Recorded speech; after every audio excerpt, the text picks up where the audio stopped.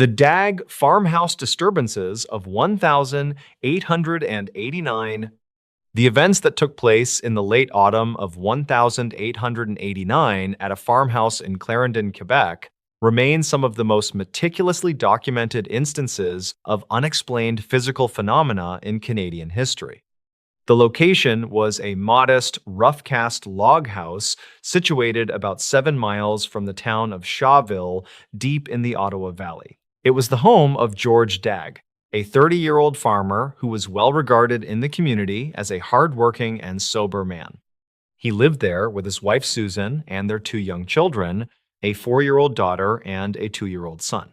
Also living in the house was an 11-year-old girl named Dinah Burden McLean.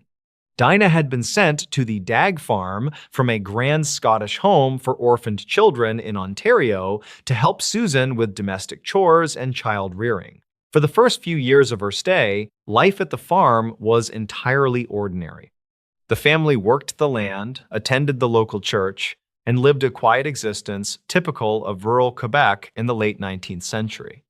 There were no stories of ghosts, no local legends attached to the property, and no reason to suspect that the Dag farm would soon become the center of a media storm that would draw witnesses from across the county. The disturbance began on a Sunday morning, the 15th of September, 1889. George Dag was preparing to head out to the fields when he handed a $5 bill to his wife Susan. She took the money and placed it inside a drawer in a bureau located in the main living area. It was a secure spot, and no one else was in the room at the time. A short while later, Susan returned to the drawer to retrieve the money, but it was gone. She searched the drawer and the surrounding area, assuming she had simply misplaced it. George and Susan searched the room together, moving furniture and checking pockets, but the bill had vanished. They were baffled, but eventually decided it must have been lost through carelessness. This minor incident, which seemed like a simple domestic annoyance at the time, was the first sign that the environment within the farmhouse was beginning to shift. Later that same day, a neighbor named Mrs. Smart came to visit. She and Susan were sitting in the kitchen when they suddenly heard the sound of liquid splashing onto the floor. They looked over to see a milk pan, which had been sitting securely on a shelf, lying upside down on the floorboards. The milk had spilled everywhere. Both women were certain that no one had been near the shelf. They cleaned up the mess, unsettled but unwilling to jump to conclusions. Over the next few weeks, the activity in the house escalated from minor annoyances to aggressive physical disruptions. Objects began to move on their own with increasing frequency. A jar of pickles that had been stored in the pantry was found smashed on the floor of the kitchen, despite the pantry door being closed. Utensils would be found in rooms where they did not belong. The family initially suspected that one of the children might be playing pranks, and suspicion naturally fell on young Dinah as she was the oldest child in the house. George Dag questioned her strictly, but she denied touching the items. The atmosphere in the house grew tense. George was a practical man who did not believe in the supernatural, and he was determined to find a rational explanation for the disorder overtaking his home. He began to monitor the children closely, watching their movements to catch them in the act. However, the phenomena continued even when all the children were accounted for and under direct observation. The situation took a dangerous turn in early November. On a particularly cold afternoon, the family noticed a smell of smoke drifting through the house. They rushed to the parlor and found a small fire burning on the floor. It appeared to have started spontaneously, with no coal or ember from the fireplace nearby. They stomped it out quickly, confused about how it could have ignited. Within hours, another fire broke out in a bedroom upstairs. This time, the curtains were ablaze. The fires were small and localized, almost as if they were being set by an invisible hand, but they were frequent enough to pose a serious threat to the wooden structure of the farmhouse. Over the course of a single day, 8 distinct fires erupted in different parts of the house. George and Susan were running from room to room with buckets of water, terrified that their home would burn to the ground. The The strange thing about these fires was their behavior. Witnesses later described them as flaring up with an unnatural intensity, but being relatively easy to extinguish if caught immediately. It was not the slow smolder of an electrical issue or a chimney spark, but a sudden, violent combustion of fabric or wood. News of the fires spread quickly to the neighboring farms. In a close-knit rural community, a family in distress brought immediate assistance. Neighbors arrived to help the Daggs keep watch, acting as a volunteer fire brigade. Among them were respected members of the community, including William Dagg, George's brother, and Arthur Smart. These men were skeptical farmers, not prone to flights of fancy. They arrived expecting to find a logical cause, perhaps a mischievous child with matches or a faulty stovepipe. What they witnessed left them unable to provide a conventional explanation. On one occasion, while several neighbors were present in the kitchen, a large stone smashed through the window from the outside, shattering the glass. The men rushed outside to catch the culprit, assuming it was a vandal. They circled the house and checked the surrounding fields, but the snow was fresh and undisturbed. There were no footprints leading to or from the window. When they returned inside, another stone flew through a different window. This time, the stone did not just land on the floor, it seemed to roll across the room with intention. The physical bombardment continued for days. Stones, some weighing several pounds, were hurled at the house from empty fields. Inside, potatoes and other vegetables would lift from their bins and fly across the room, striking the walls or the witnesses. Crucially, the witnesses reported that the objects did not travel with the high velocity of a thrown projectile, but often floated or curved in the air before making impact. On one documented occasion, a heavy wash basin was seen to lift off its stand and crash to the floor while everyone in the room was standing several feet away from it. The focus of the activity seemed to drift toward Dinah. Whenever the young girl was present, the phenomena became more violent. A jug of water was seen to pour itself over her head, soaking her clothes while she stood crying in the center of the room. The neighbors, initially suspicious of her, began to realize that she was the target rather than the perpetrator. They watched as she was slapped by unseen hands, leaving red marks on her face. Her hair was pulled by an invisible force, snapping her head back while she sat in a chair with her hands in her lap. By the middle of November, the haunting had evolved beyond simple telekinesis.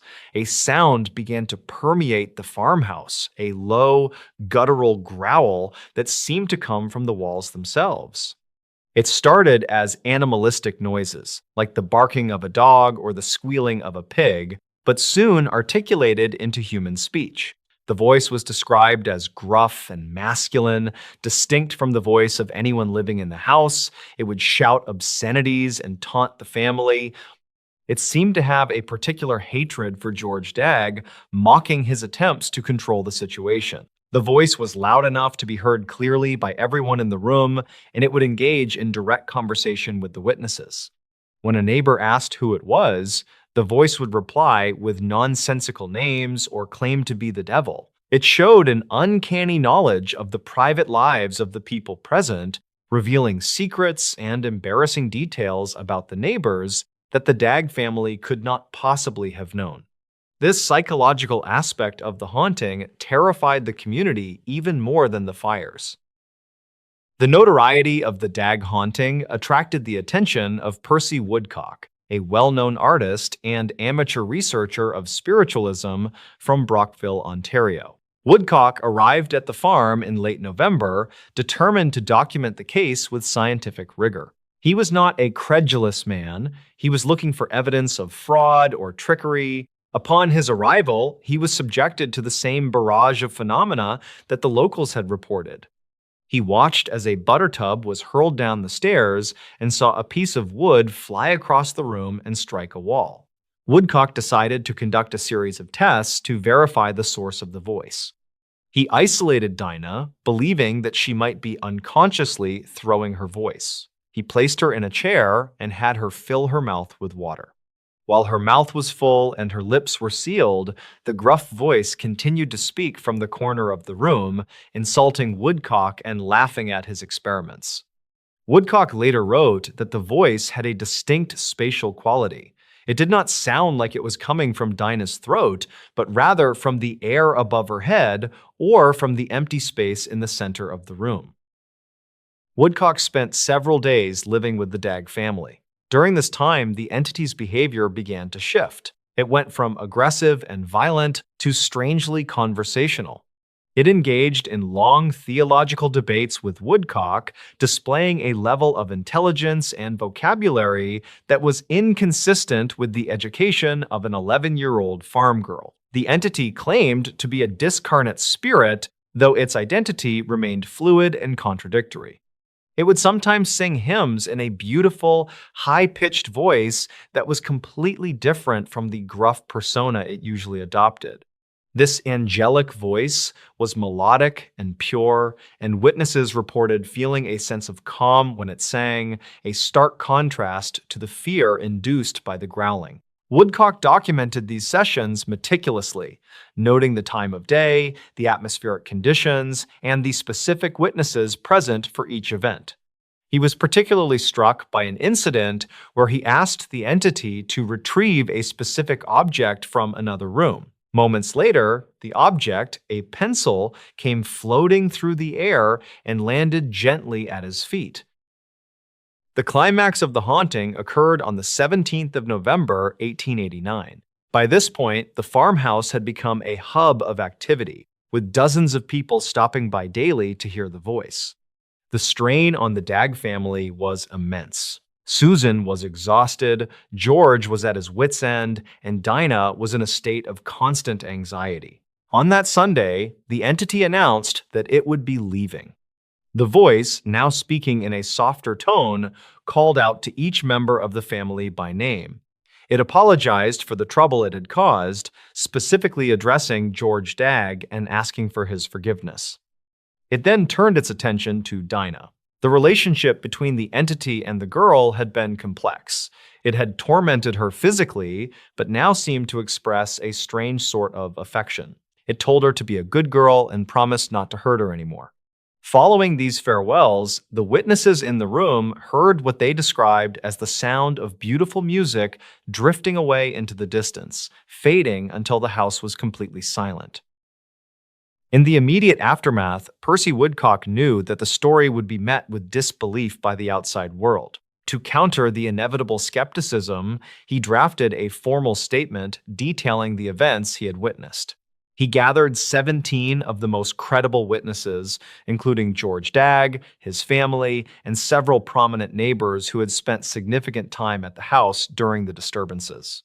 These 17 people signed a statutory declaration swearing that the events they had seen, the fires, the moving objects, and the disembodied voices were real and not the result of trickery or hallucination.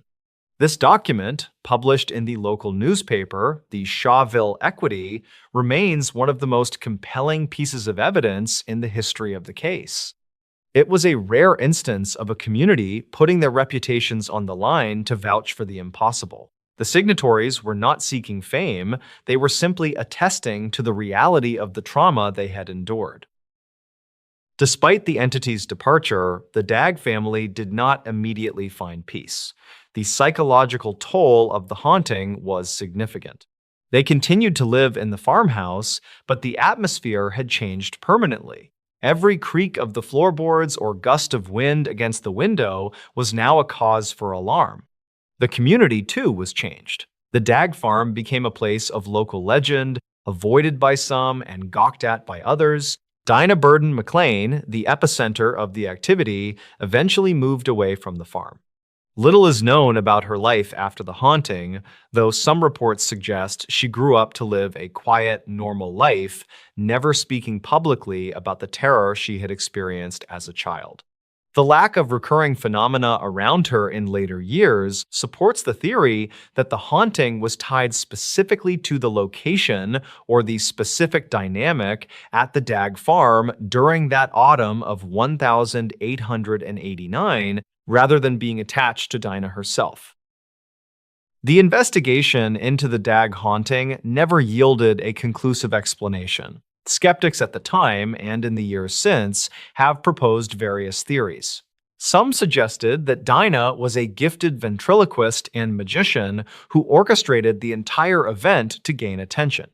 This theory, however, fails to account for the multiple fires starting simultaneously in different rooms, or the sheer physical strength required to throw heavy stones through windows while under the watchful eyes of adults.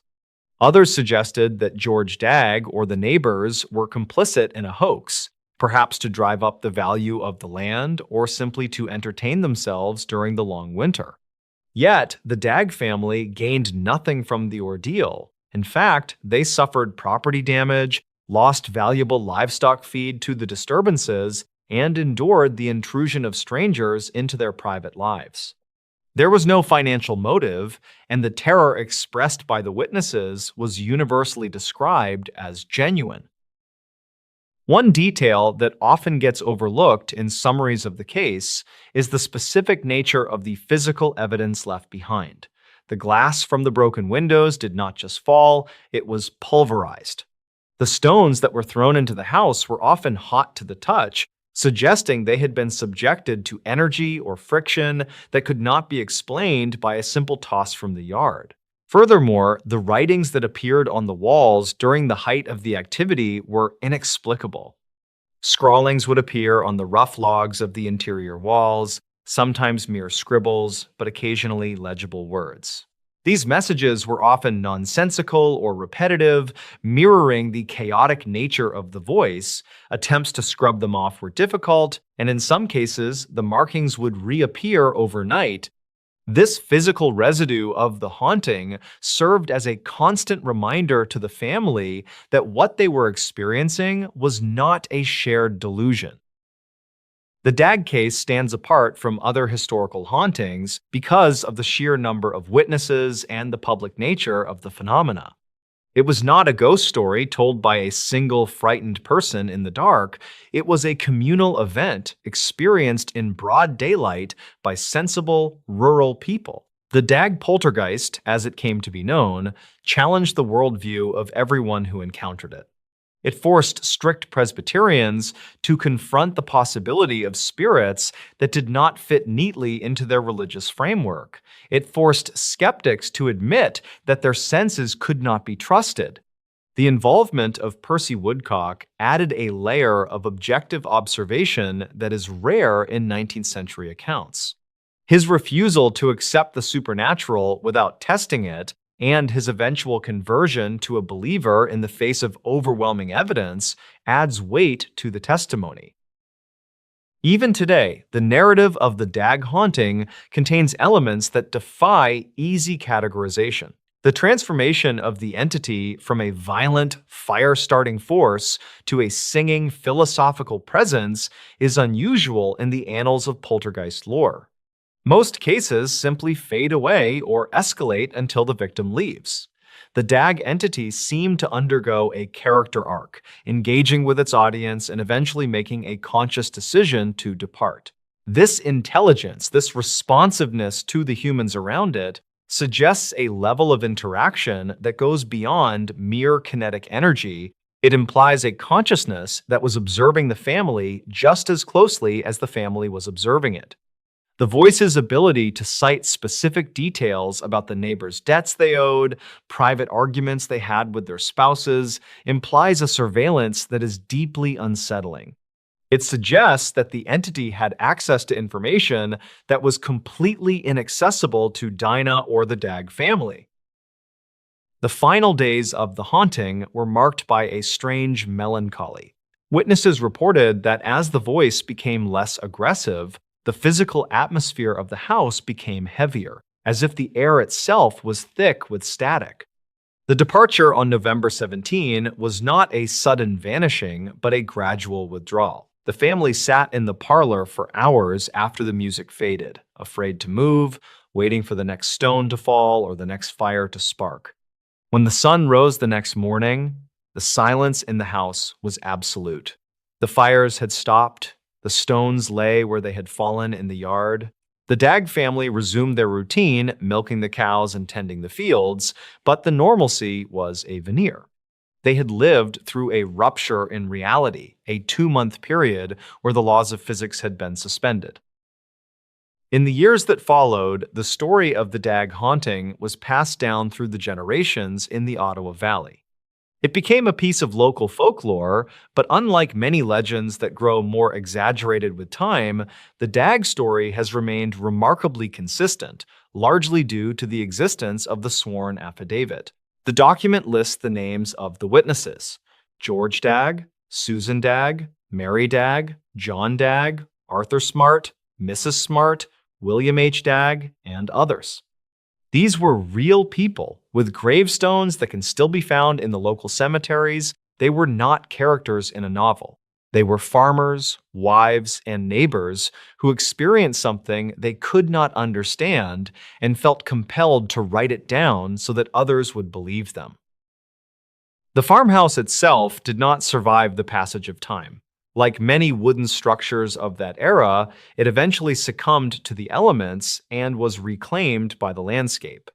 Today, the site where the Dag house stood is indistinguishable from the surrounding fields.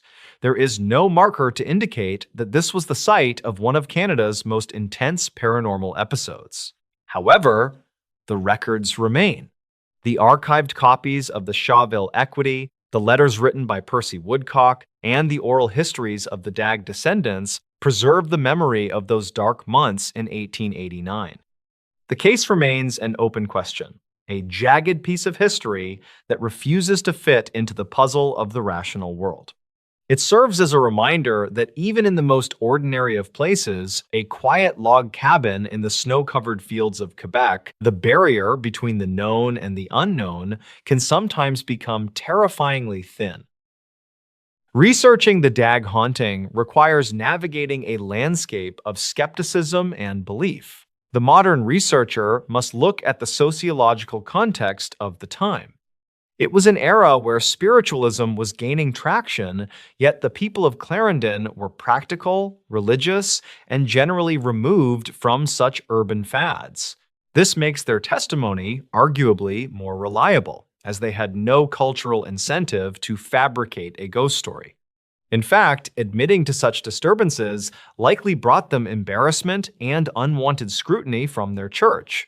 George Dag, in particular, was described as a man who just wanted to farm his land in peace.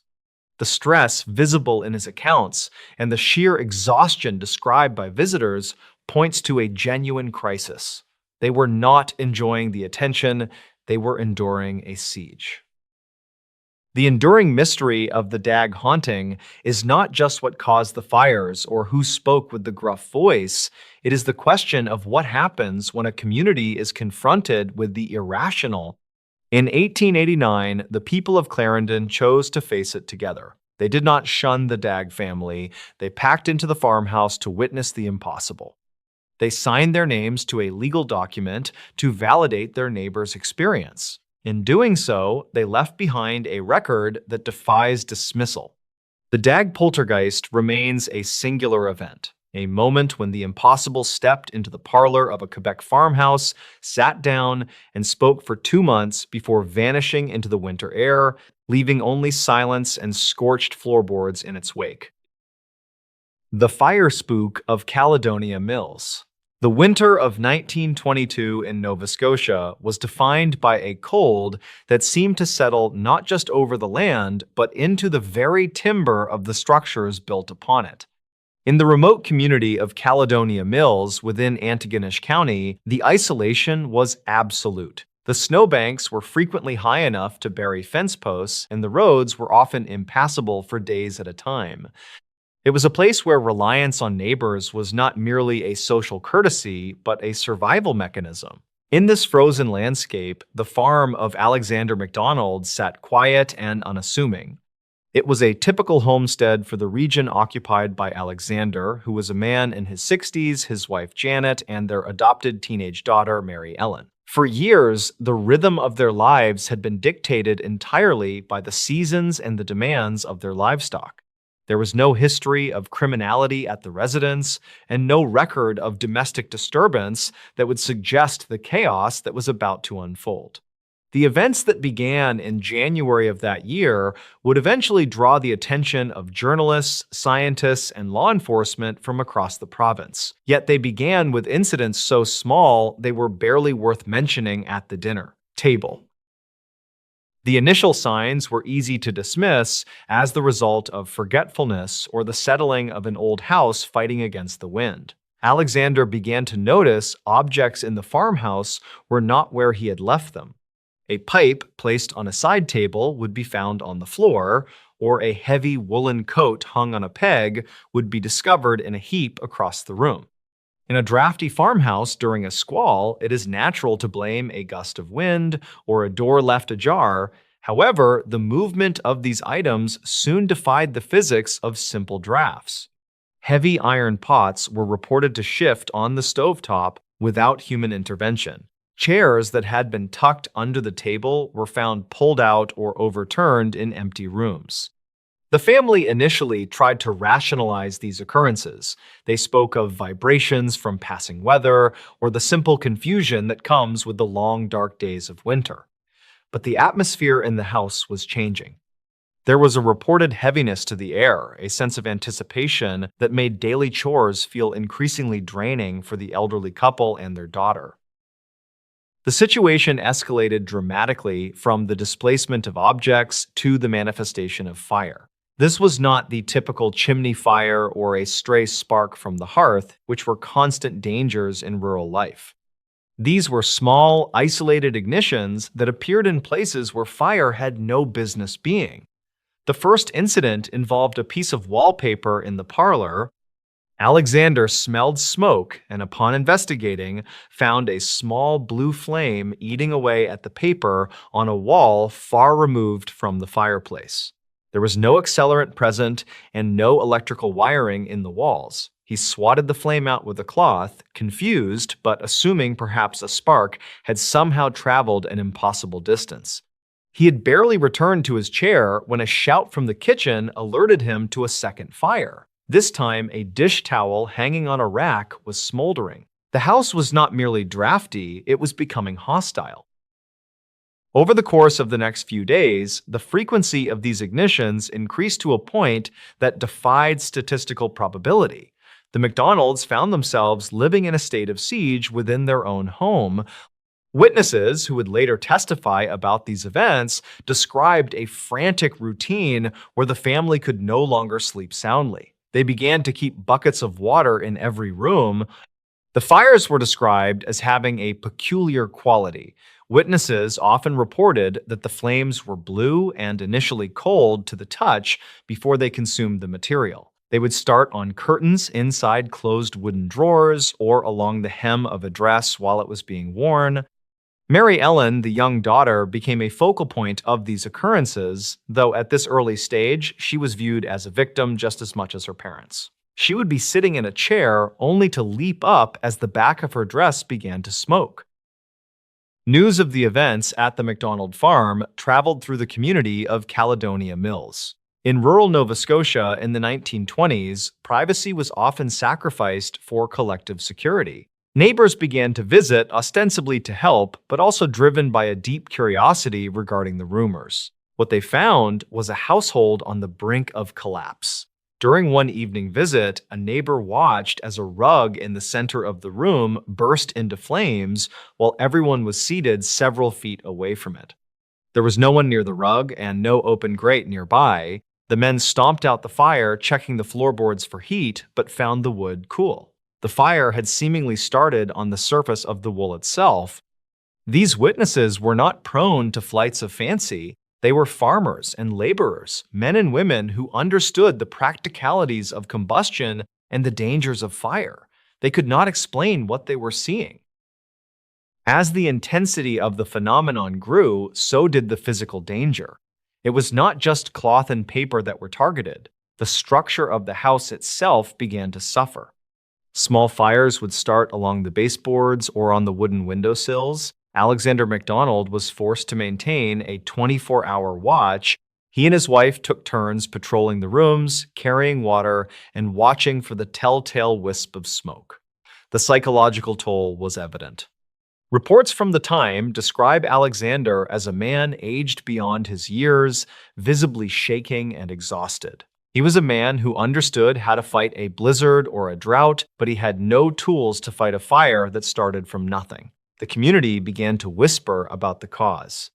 Some looked to the family dynamic, others looked to the history of the land, but in the immediate moment, the priority was simply preventing the farmhouse from burning to the ground.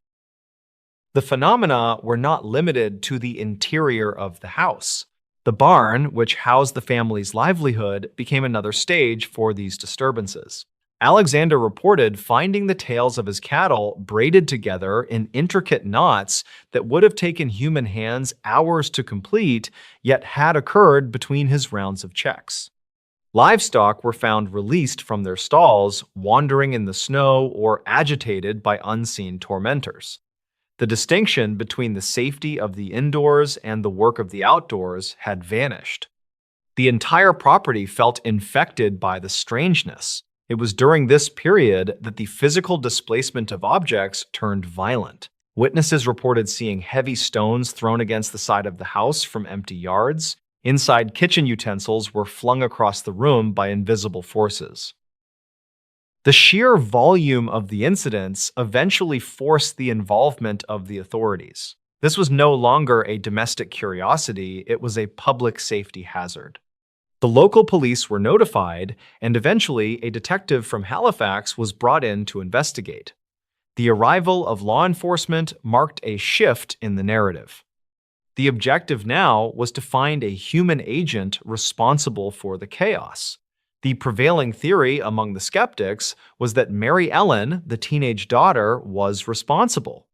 It is a common trope in such cases to blame the youngest member of the household, usually attributing the actions to a desire for attention or psychological acting out. The detective approached the case with this hypothesis firmly in mind. He was a man of facts and evidence, looking for hidden matches, flint, or sleight of hand. The investigation was rigorous. The family was separated and interviewed. Mary Ellen was watched closely. Yet the fires continued to occur even when she was under direct observation or physically incapacitated. In one documented instance, a fire broke out in a room on the upper floor while Mary Ellen was downstairs in the kitchen, surrounded by witnesses, including the investigators.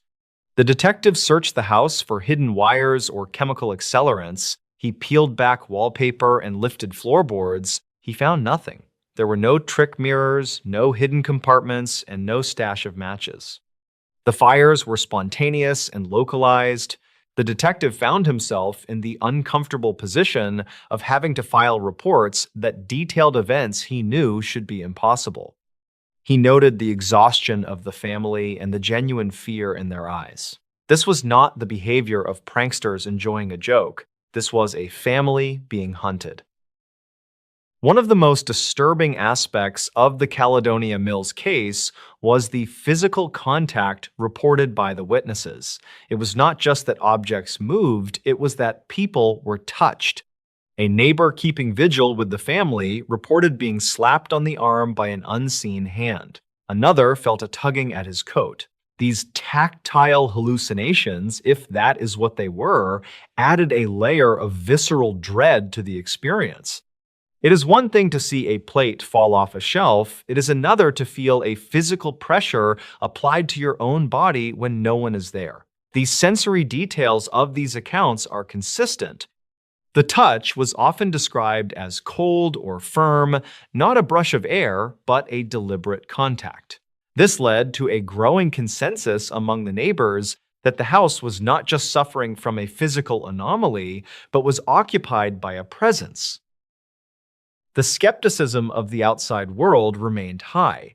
Newspapers in Halifax and beyond picked up the story, often treating it with a tone of bemusement or open mockery. They dubbed it a mystery house or a ghost farm.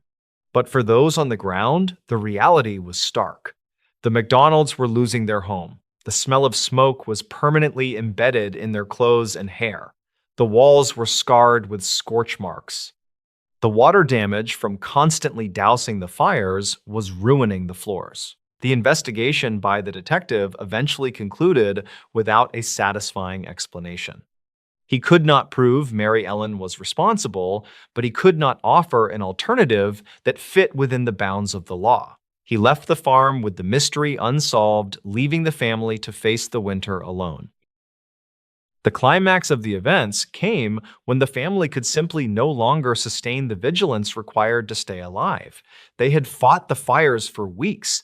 They had endured the scrutiny of the police and the press. They had lost their privacy and their peace. The decision was made to abandon the farm. It was a surrender.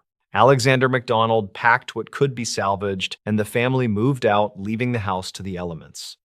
This departure was significant. In the hardscrabble life of 1920s, Nova Scotia abandoning a homestead was not done lightly. It meant the loss of asset, the loss of history, and the admission of defeat.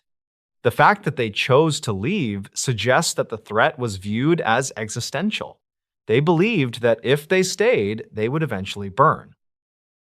After the family departed, the house stood empty. Interestingly, the reports of fires and disturbances ceased once the human element was removed.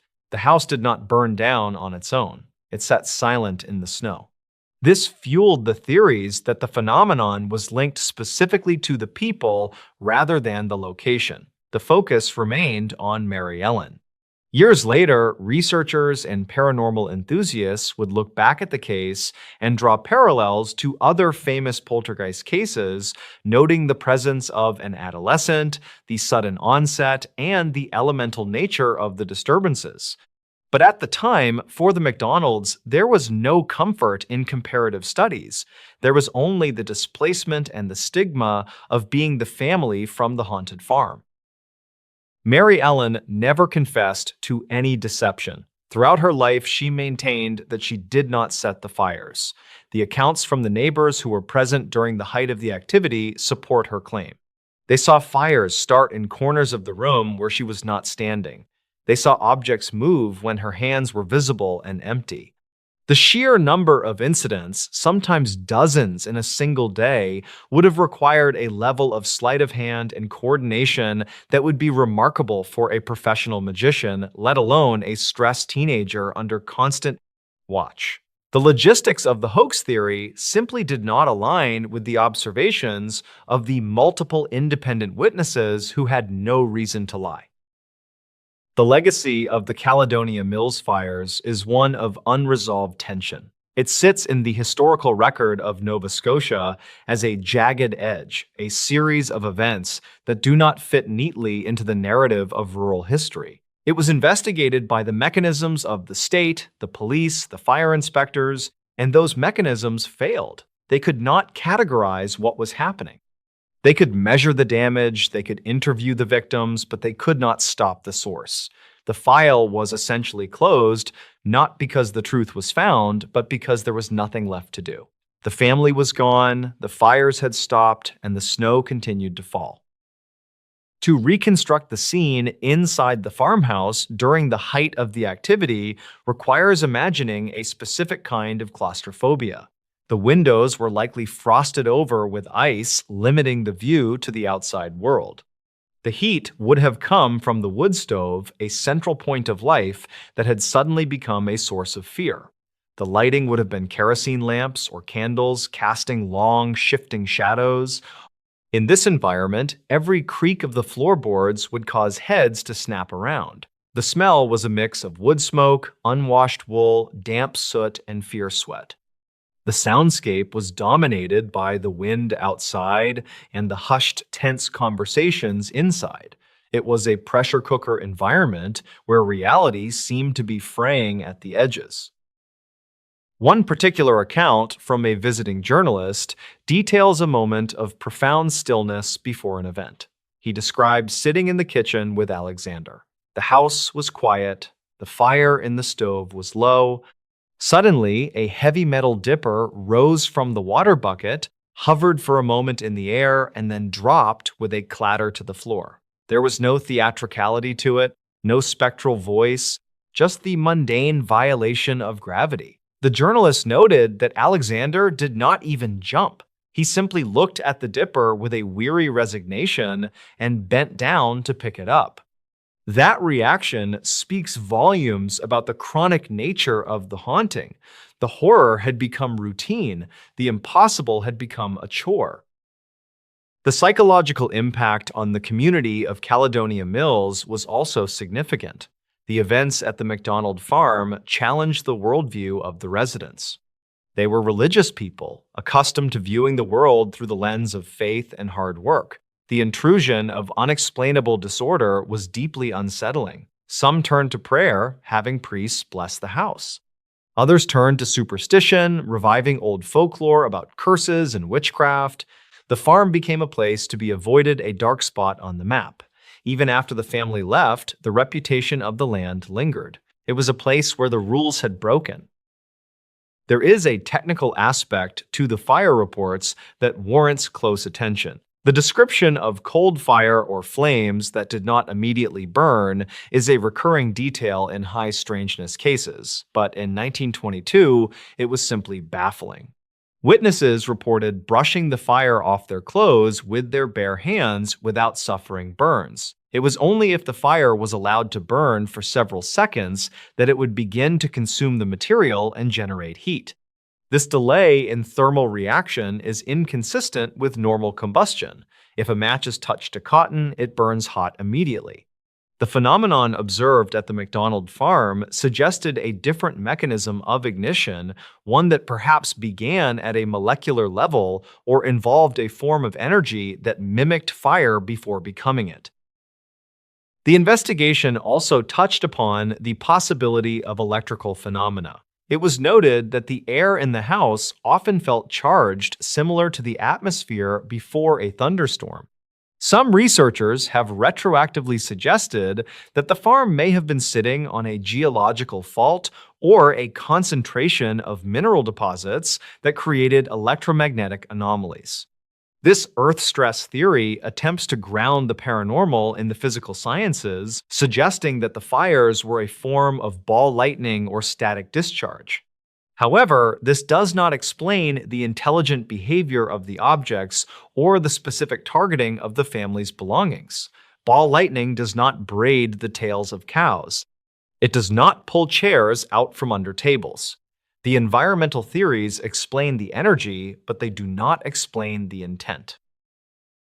As the winter turned to spring, the story of the McDonald farm began to fade from the headlines, replaced by other news. The family settled elsewhere, trying to rebuild their lives in anonymity, but the record remains. The police reports exist. The newspaper archives in Halifax and Antigonish hold the daily accounts of the spook farm. It is a testament to the fact that there are events in history that refuse to be solved. They happen, they traumatize, and then they stop, leaving only questions in their wake. The Caledonia Mills mystery is not a story of a crime in the traditional sense. No one was arrested, no motive was ever established. It was simply an intrusion of the inexplicable into the mundane. The house eventually fell into ruin. Nature reclaimed the structure. The wood that had once refused to burn under the strange blue flames eventually rotted into the earth. Today, the location is just another patch of ground in the Nova Scotia wilderness. But for a few weeks in the winter of 1922, it was the center of a storm that defied logic. It was a place where a family sat in the dark, waiting for the next spark, watching their world dismantle itself one piece of wallpaper at a time. The fear they felt was not the fear of a burglar or a storm. It was the primal fear of a reality that is no longer stable. In the end, the narrative of Caledonia Mills serves as a documentation of human resilience in the face of the absurd. Alexander MacDonald stood his ground for as long as he could. He fought a battle he could not understand against an enemy he could not see. When he finally retreated, it was not out of cowardice, but out of a recognition that the rules of engagement were impossibly stacked against him. The case remains one of the most well-documented and least understood poltergeist outbreaks in Canadian history, a cold case in the truest sense of the word. The fire spook of Caledonia Mills. The winter of 1922 in Nova Scotia was punishing even by the standards of the Canadian Maritimes. In the small, dispersed farming community of Caledonia Mills, located in Antigonish County, the snowdrifts were deep enough to bury fence posts, and the wind coming off the Atlantic cut through the thickest wool coats. It was a place where isolation was a fact of life and where a family's survival depended entirely on their livestock, their wood supply, and the integrity of their shelter. For the MacDonald family, living on a remote farmstead set back from the main road, that integrity was about to be challenged by a series of events that would baffle neighbors, stump local authorities, and eventually draw the attention of international psychic researchers. The events that unfolded over a single week in January were not criminal in nature, at least not in any way that could be prosecuted in a court of law, but they were violent, destructive, and deeply terrifying for the people who lived through them. The central figure in this disturbance was a teenage girl named Mary Ellen, but the force that tore through the MacDonald home seemed to have no respect for persons, property, or the laws of physics. Alexander MacDonald was a hard-working farmer who had lived on the land for years. He was known in the community as a serious man, pragmatic, and grounded in the realities of agricultural life. He lived with his wife and their adopted daughter, Mary Ellen, who was 15 years old at the time. The household was quiet, religious, and entirely unremarkable until the evening of January 7th. The sun had gone down early, as it always does in the northern winter, and the family had settled in for the night. Outside, the temperature was dropping rapidly, but inside the farmhouse, the wood stove was keeping the main rooms bearable. It was around 7 o'clock when Alexander first smelled smoke. In a wooden farmhouse surrounded by snow, fire is the single greatest danger a family can face. It moves fast, consumes everything, and leaves the occupants exposed to the freezing elements. Alexander assumed a spark had jumped from the stove or a piece of kindling had fallen out, but when he went to investigate, he found something that made no sense. The fire was not near the stove. It was in the corner of the room, consuming a piece of wallpaper that had peeled slightly away from the lath and plaster. There was no source of ignition nearby. There were no lamps in that corner, no candles, and the stove was several feet away with its door securely latched. Alexander acted quickly, beating the flames out with his hands and a heavy cloth. He was shaken, but assumed there must be a logical explanation he had missed in his panic. He checked the chimney to ensure there were no cracks leaking heat into the walls, but the masonry was sound. He checked the stovepipes, everything appeared normal. He sat back down, his senses on high alert, listening for the crackle of burning wood. He did not have to wait long. Less than half an hour later, the smell of smoke returned, sharper this time. He followed the scent to an upstairs bedroom, a room that was currently unoccupied and freezing cold. On the bed, a quilt was smoldering. A small patch of flame was eating into the batting. Again, there was no lamp, no candle, and no person in the room. Mary Ellen was downstairs with her mother. Alexander smothered the fire, his heart rate beginning to climb. This was impossible. Fires did not simply start themselves on cold fabrics in unheated rooms.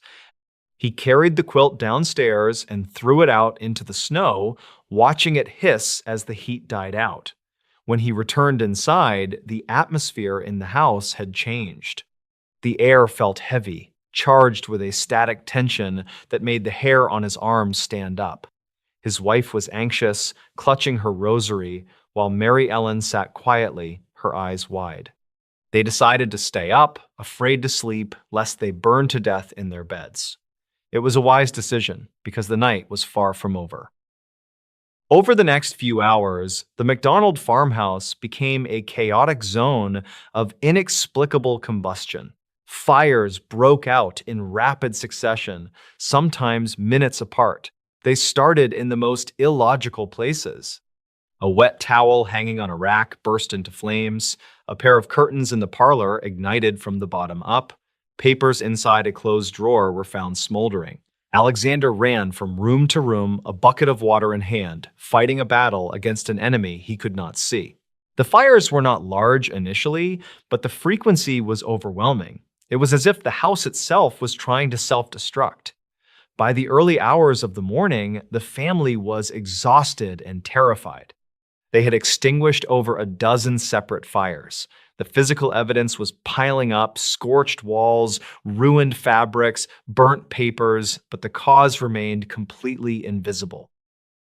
When dawn broke on Sunday, the news of the night's events traveled quickly to the neighboring farms. In a community this tight-knit, distress signals are noticed. Neighbors arrived to find the McDonalds standing outside in the snow, afraid to re-enter their own home. The men of the community, experienced farmers who knew the properties of wood and fire, were skeptical at first. They assumed a chimney fire or a faulty stove. They went inside to inspect the premises, determined to find the structural fault that was endangering their friend. They checked the flues, the attic, and the cellar. They found nothing. And then, while the neighbors were standing in the kitchen discussing the situation, a cushion on a wooden chair suddenly erupted in flames right in front of them.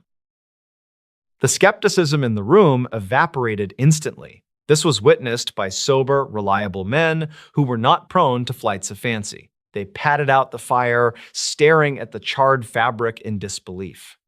The terror that the McDonalds had felt all night now spread to the community. This was not a mechanical failure. This was something else. The neighbors decided that the house was unsafe, not just because of the fire risk, but because of the uncanny nature of the threat. They helped Alexander move some essential furniture and belongings out into the yard, but even this process was fraught with bizarre occurrences. Items seemed to move on their own. A heavy table was reported to have shifted position without anyone touching it. The livestock in the barn began to panic, kicking at their stalls and making noises that suggested they were in the presence of a predator, yet no animal tracks were found in the snow outside.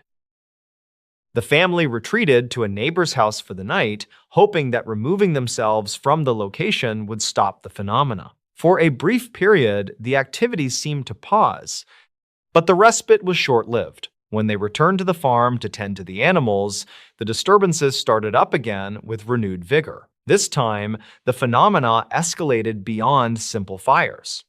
Witnesses reported hearing loud thumping noises inside the walls, distinct rhythmic pounding that seemed to follow them from room to room. The sounds were described as being like a heavy mallet striking the wooden beams. Alexander, pushed to the brink of a breakdown, tried to communicate with the source of the noise, shouting at the walls, demanding to know who was doing this. There was no vocal reply, only the relentless, dull thudding. By Tuesday, the story had leaked beyond the immediate community. The local press in Antigonish picked up the thread, and soon reports were being filed for papers in Halifax and beyond. The headlines were sensational, speaking of the fire spook and the ghost of Caledonia Mills. This attention brought a new wave of visitors to the farm: curiosity seekers, amateur detectives, and law enforcement. The local authorities were in a difficult position. There was clearly property damage, which is a police matter, but there was no suspect and no weapon. Detective Carroll, a seasoned officer, was dispatched to investigate. He arrived expecting to find a prankster or a pyromaniac. What he found was a house in a state of siege. The detective interviewed the family separately. He looked for matches, lighters, or chemicals. He examined Mary Ellen's hands for burns or soot. He found nothing incriminating, but he did witness the aftermath of the events. He saw the scorched spots on the wallpaper that were too high for a person to reach without a ladder. He saw the sheer volume of burnt material. The sheer logistics of a single person setting 30 or 40 fires in a few hours without being seen by the 3 other people in the house seemed impossible. Yet, as is common in these cases, suspicion began to drift toward the teenager. Mary Ellen was at the age often associated with poltergeist activity adolescence, a time of hormonal and psychological change.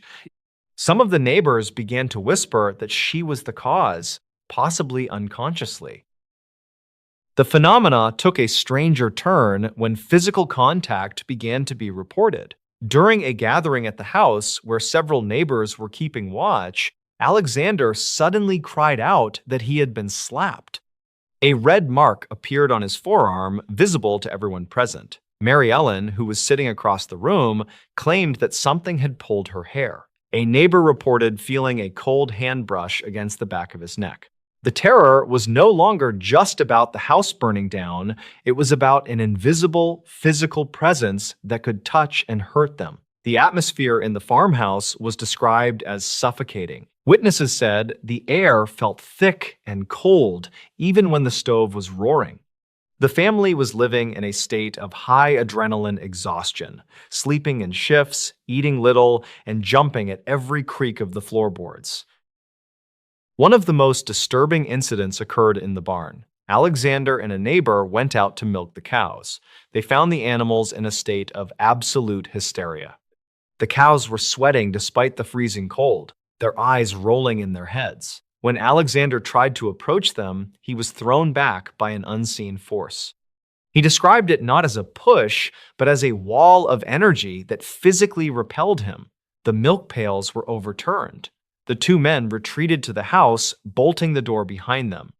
It was becoming clear that the farm was no longer habitable. The family moved out entirely, staying with relatives, effectively abandoning their home to the entity. The case caught the attention of Dr. Walter Franklin Prince, a prominent researcher from the American Society for Psychical Research. Prince was not a gullible ghost hunter. He was a man of science, a skeptic who had debunked countless frauds. He traveled to Nova Scotia, braving the winter travel conditions, determined to get to the bottom of the Caledonia Mills mystery. His arrival changed the tone of the events from a local folklore horror to a documented case study. Prince approached the situation like a crime scene investigator. He cataloged the fires, interviewed the witnesses, and most importantly, he focused his attention on Mary Ellen. Prince's theory was rooted in the psychology of the time. He suspected that Mary Ellen was a poltergeist medium, a person who, through intense psychological stress or dissociation, projects energy that causes physical disturbances. Or, more prosaically, that she was entering a trance state and setting the fires herself without conscious memory of doing so. To test this, he set up controlled experiments. He had Mary Ellen sit in a chair in the middle of the room, her hands visible. He watched her for hours. During these periods of observation, the activity decreased significantly, which Prince noted. However, as soon as attention was diverted, a fire would break out in another room. One afternoon, while Prince was in the kitchen, a fire started in the upstairs hallway. He rushed up the stairs and found a pile of old clothes burning. Mary Ellen was downstairs, verified by her mother. Unless she had an accomplice, which seemed unlikely given the isolation and the scrutiny, she physically could not have lit that fire. Prince was stumped by the logistics. He examined the burn patterns. They were consistent with rapid ignition, almost explosive in nature. There was no smell of kerosene or gasoline.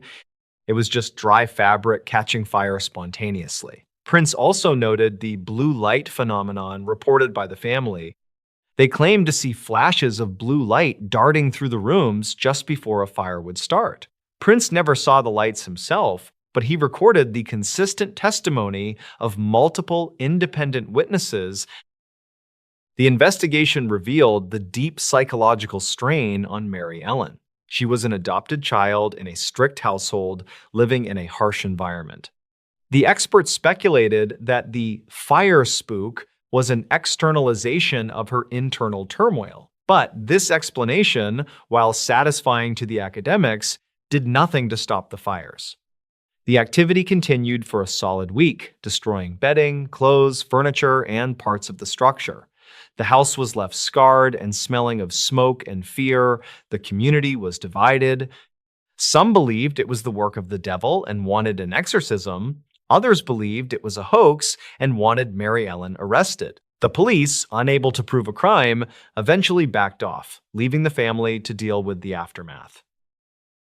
The climax of the events came when the phenomena followed Mary Ellen off the property.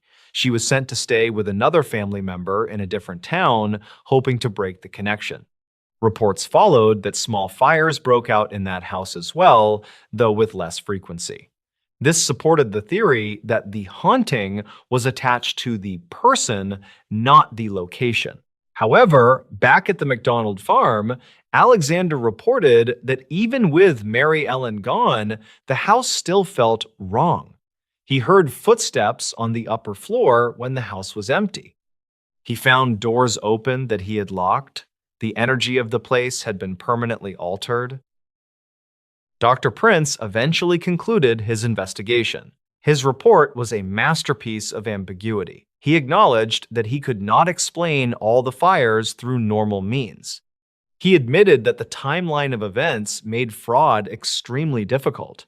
However, he stopped short of declaring it a genuine supernatural event. He classified it as a case of presumptive poltergeist activity centering on the adolescent agent. He left Nova Scotia, leaving the mystery unsolved. The McDonalds eventually moved back into their home, but life never returned to normal. They lived with the constant fear that the fires would return. They kept buckets of water in every room for years. The local legacy of the fire spook remained strong for decades. The farm became a place to be avoided after dark. The story was told and retold not as a fun campfire tale, but as a warning about the unknown forces that can inhabit the domestic spaces we think are safe. The most chilling aspect of the case was the intelligence that the fires seemed to possess. They didn't just burn, they targeted. They targeted the family's comfort, their bedclothes, their towels, their furniture. It felt personal. It felt like an attack. Mary Ellen's life was forever marked by the events of that winter. She was looked at with suspicion by her neighbors for years. In a small community, being the center of a witchcraft panic is a heavy burden. She eventually faded into obscurity, the details of her later life largely unrecorded, but for that 1 week in 1922, she was the lightning rod for a force that defied explanation. The fires eventually stopped as abruptly as they had begun, fading away into the end of winter, leaving behind only scorched wood and questions that have never been adequately answered. One detail that often gets lost in the retelling is the specific nature of the sounds recorded by the witnesses. It wasn't just thumping. Several people, including a visiting priest, reported hearing a sound like wet wings flapping against the windows at night. This auditory detail adds a layer of strangeness that moves the case beyond simple telekinesis or pyrokinesis. It suggests something visiting, something trying to get in. The combination of the elemental fire and the biological sounds of wings created a sensory nightmare for the people trapped in that snowbound house. The skepticism of the modern era often dismisses these historical cases as mass hysteria or simple fraud, but the Caledonia Mills case resists easy dismissal because of the sheer number of witnesses. These were not people primed to believe in ghosts. They were Scottish Catholic farmers, practical and tough. They had no incentive to make up a story that would bring them ridicule and unwanted attention. They lost property. They lost their peace of mind. They gained nothing but notoriety. The police files, the newspaper archives, and the report by the American Society for Psychical Research all exist as tangible proof that something happened. In the years that followed, other fire poltergeist cases would pop up around the world, but few had the intensity or the concentrated timeline of the McDonald haunting. It stands as a benchmark for this specific type of paranormal phenomenon. The image of Alexander MacDonald standing in his freezing bedroom, watching a fire start on a quilt with no match and no lighter, remains a potent symbol of the fragility of our understanding of the world. We build walls to keep the cold out, to keep the wild out, but we have no defense against a fire that starts from the inside, ignited by forces we cannot see and do not understand. Even the layout of the house seemed to play a role. It was a standard timber frame construction, 2 stories, with a central staircase. The fires often clustered around this central artery, moving up and down the stairs as if the entity was using the hallway to travel. The bedroom of Mary Ellen was a hotspot, but so was the parlor, the room meant for guests and propriety. The violation of these private and public spaces within the home struck at the heart of the family structure. The spook didn't just burn things, it dismantled the idea of the home as a sanctuary. The weather during that week in January played a crucial role in the horror. If it had been summer, the family could have slept in the barn or outside. But with temperatures well below freezing, they were trapped. They were forced to stay in the building that was attacking them. The snow acted as a prison wall. This environmental factor ramped up the tension to unbearable levels. Every time they put out a fire, they knew they had to stay put and wait for the next one. They couldn't leave. The psychological toll of that entrapment cannot be overstated. There was also a curious lack of heat in the initial moments of the fires. Witnesses reported that when they grabbed the burning fabrics, the flames were hot, but the surrounding air didn't have that superheated quality one expects from a house fire.